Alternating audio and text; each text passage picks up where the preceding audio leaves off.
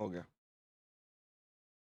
तो कल हमने ये पढ़ा कि हमें अपने पास प्रोविजन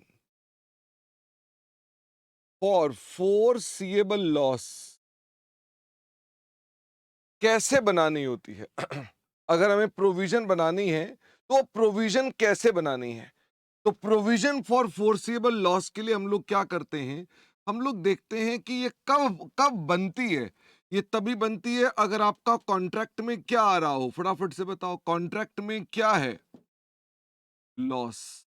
यानी कि अगर कॉन्ट्रैक्ट किस में है? लॉस में है, तो ही आपकी प्रोविजन बनती है, अन्यथा नहीं बनती है। बस दूसरा सवाल आता है कि इसका अमाउंट ऑफ प्रोविजन क्या होगा। कि हम अगर मान लो इसका अमाउंट बनाएं तो इसका अमाउंट ऑफ प्रोविजन क्या होगा। तो हम ना उसके लिए क्या देखते हैं कि आपका टोटल सारा का सारा कॉन्ट्रैक्ट रेवेन्यू कितना होगा माइनस टोटल एस्टिमेटेड कॉस्ट, यानी सारी की सारी कॉस्ट कितनी आएगी। तो मेरे पास यहां पर कॉस्ट ज्यादा होगी, रेवेन्यू कम, तो टोटल क्या आ जाएगा? लॉस। मेरे पास यहां टोटल लॉस पता चल जाएगा कि इसके अंदर हमको इतना लॉस होने वाला है। यदि इसमें से माइनस कर दूं मैं कॉन्ट्रैक्ट का लॉस जो हमने ऑलरेडी कैलकुलेट कर रखा होगा, तो हमें बाकी अमाउंट की क्या चाहिए? बाकी अमाउंट की प्रोविजन रिक्वायर्ड, यानी this is the amount of provision जो हमको बनानी है।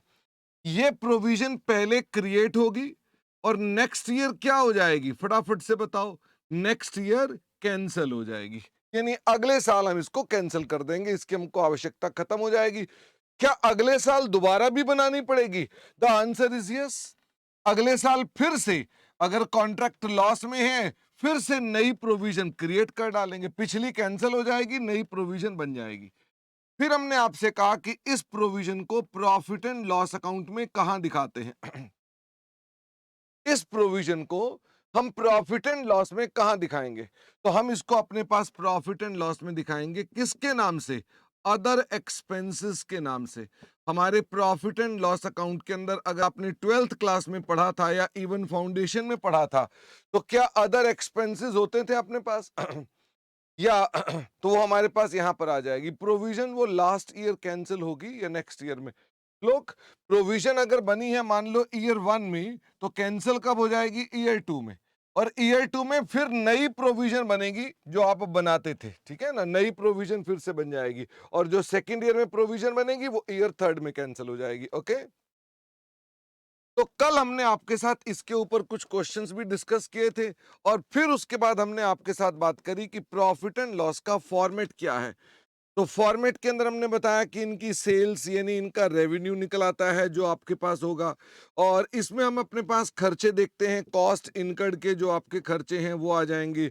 और अदर एक्सपेंसेस के अंदर अगर कोई प्रोविजन है जो आपने क्रिएट की है या कैंसिल की है, क्रिएट करोगे तो खर्चा हो जाएगा, कैंसिल करोगे तो माइनस हो जाएगा।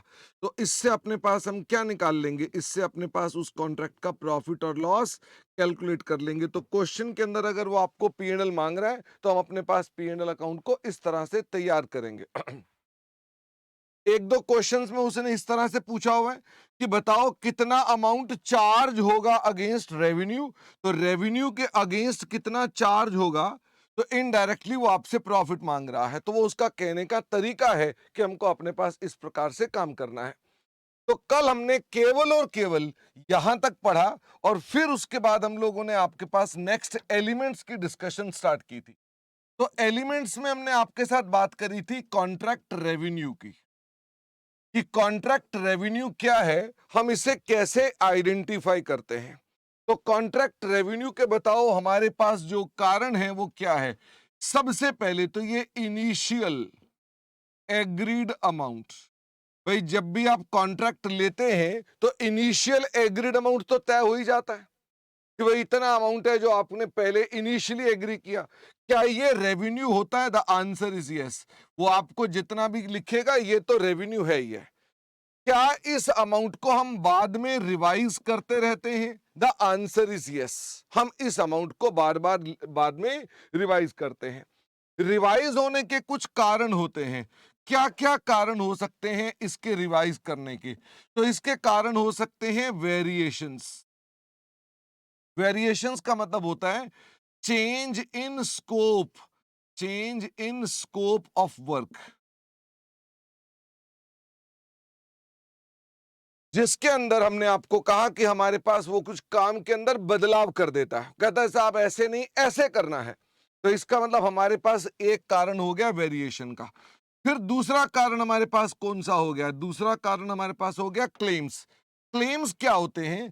क्लेम्स होती है रिकवरी ऑफ कॉस्ट्स। भाई कुछ ऐसे खर्चे जो कॉन्ट्रैक्ट के नहीं है लेकिन कॉन्ट्रैक्टर को लॉस हो गया। जैसे मैंने कल एग्जांपल दिया था कि भाई डिजाइन का नक्शा लेट आया था, मेरा नुकसान हो गया, कॉन्ट्रैक्टर का नुकसान हो गया, कॉन्ट्रैक्टी ने बताया नहीं, उसने डिजाइन बताया नहीं, मेरा नुकसान हो गया। मेरे को अल्टीमेटली वो नुकसान मैं कहां से रिकवर करूंगा? कॉन्ट्रैक्टी से। It is called claim. मैंने उसी का बिजली का बिल जमा करा दिया, कॉन्ट्रैक्टी ने अपना बिजली का बिल जमा नहीं कराया था, मेरा काम रुक रहा है। मैंने बिजली ऑफिस जाके उसका बिजली का बिल जमा कराया ताकि मेरा काम चल जाए, तो क्या बिजली के पैसे रिकवर कर लूंगा? The answer is yes. यानी एनीथिंग विच इज रिकवरेबल, जो हमारे कॉन्ट्रैक्ट में नहीं थी फिर भी कॉन्ट्रैक्टर ने कर दी, जो मेरा बनता नहीं था खर्चने का मैंने खर्च कर दिया, मैं आपसे रिकवरी करूंगा। तो ये होती है हमारे पास क्लेम्स। इसके अलावा हमारे पास होती है एस्केलेशंस। एस्केलेशन होता है महंगाई की रिकवरी, रिकवरी ऑफ इन्फ्लेशन। भाई जो अल्टीमेटली मटेरियल लेबर जो एक्स्ट्रा लग रही है, जो महंगाई हो गई है, वो उसकी रिकवरी भी करता है। और इसके अलावा हमारे पास होते हैं इंसेंटिव्स, और इंसेंटिव्स के उल्टे को क्या बोलते हैं? इंसेंटिव्स के उल्टे को क्या बोलते हैं? पेनल्टी। दोनों में कोई ज्यादा फर्क नहीं है। एक केस में क्या होता है, हम कहते हैं साहब बढ़िया काम कर दिया तो पैसे दो, या घटिया काम कर दिया तो हमसे पैसे लो। इसका मतलब both ways it is equally as good है। एक पॉजिटिव फिगर है, एक नेगेटिव फिगर है, और कुछ नहीं है। तो ये हमारे पास क्या है? इसको सरल भाषा में कहें तो ये हमारे पास प्राइस है। ये एक किस्म का प्राइस है, चाहे दोनों तरफ में जाए, आए या जाए, ये हमारे पास है। मैंने आपको ये कहा कि इन सबको यदि आप अपने रेवेन्यू में लेना चाहते हैं तो क्या ये हमारे पास जरूरी है कि कॉन्ट्रैक्टी मस्ट एग्री टू इट? भाई कॉन्ट्रैक्टी क्या होना चाहिए? उसके लिए एग्री होना चाहिए। अगर कॉन्ट्रैक्टी एग्री नहीं हो रहा तो बात बनेगी नहीं। इवन कॉन्ट्रैक्टर भी एग्री होना चाहिए, यानी दोनों पार्टीज एग्री होनी चाहिए। अगर change in scope of work है तो कहना चाहिए ना उसको, भाई साहब ये भी काम कर दो, बिना उसके आप मन गढ़ंत सोचे जा रहे हैं नहीं नहीं मैं इतना काम कर दिया मैं तो पैसे लेके छोड़ूंगा, ये नहीं चलेगा। I hope you are understanding. इसका मतलब हमको अपने पास क्या करना है? हमको अपने पास कॉन्ट्रैक्टी को एग्री करना जरूरी है। इसके अलावा हमको अपने पास एक और देखना पड़ता है कि इसका अमाउंट हम रिलायबली मेजर कर सकें। इसका मतलब ये कि अगर इसका अमाउंट हम मेजर नहीं कर सकते तो हम रेवेन्यू को रिकॉग्नाइज नहीं करेंगे। इसका मतलब ये कि हमारा स्टैंडर्ड कहता है ये अमाउंट जो है ये रिलायबली मेजरेबल होना चाहिए। ये सब्जेक्टिव पॉइंट है, थियोरेटिकल पॉइंट है, बट स्टैंडर्ड में लिखा हुआ है कि उस अमाउंट के ऊपर आप भरोसा कर सकते हैं। जो ये कह रहे हैं, वो कह रहा है मैं इस काम के बदले में 10 लाख लूंगा, और उसने कह भी दिया कॉन्ट्रैक्टी ने कि हाँ मैं तुम्हें पैसे दूंगा, बट 10 लाख की बात नहीं कर रहा वो। तो हमें एक देखना पड़ेगा कितने रुपए वो हमको देगा, जो रिलायबली मेजर कर सकते हैं।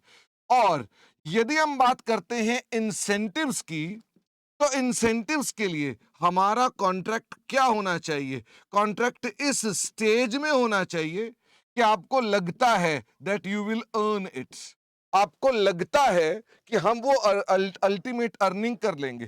भाई अगर मान लो कोई इंसेंटिव मिलना है या कोई आपके पास इनाम मिलना है, तो contract must be in certain advanced stage कि आपको वो रेवेन्यू जनरेट हो जाएगा। यदि मान लीजिए आपको लगता है कि नहीं नहीं अभी कॉन्ट्रैक्ट बिल्कुल इनिशियल स्टेजेस पर है, हमें पता नहीं है हम अर्न कर पाएंगे कि नहीं, तो आप रेवेन्यू रिकॉग्नाइज नहीं करेंगे। ओके, इसका मतलब हम अपने पास रेवेन्यू को रिकॉग्नाइज करने के लिए ये चीजें चेक करते हैं। क्या ये रेवेन्यू बार बार बदलता रहता है। यानी अगर मैं कहूं सबसे पहले दिन ये x है, तो अब बाद में ये x+1 हो जाता है, x प्लस वेरिएशन हो जाता है, बाद में ये x प्लस क्लेम हो जाता है, फिर से x प्लस वेरिएशन हो जाता है। तो आई होप आप मेरी बात समझ रहे हैं। इसमें v भी आ जाएगा, इसमें भी हमारे पास v और c आ जाएगा।